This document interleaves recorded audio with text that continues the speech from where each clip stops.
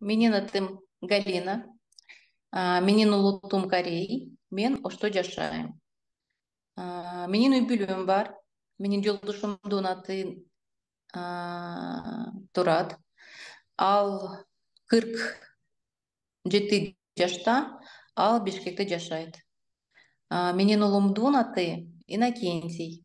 Ал 29 жашта. Ал жеке фирмада программист болуп иштейт. Менин кызымдын аты Дария. Ал 19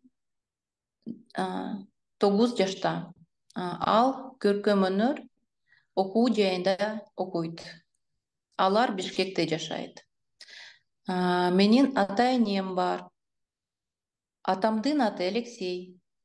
Менин апамдын аты Татьяна. Алар Карабалтада жашайт.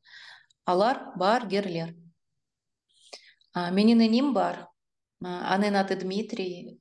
Ал Санкт-Петербургда жашайт. Ал үйлөнгөн. Анын 2 баласы бар. Менин кайын энем бар. Анын аты Жиде. Ал Бишкекте жашайт. Ал баргер. Менин кайнатам жок. Ал каза болду. Жолдошумдун бир туугандары, 2 кайын эжем, кайнагам жана жездем бар. Алар дагы Бишкекте жашайт. Биз ынтымактуу жашайбыз.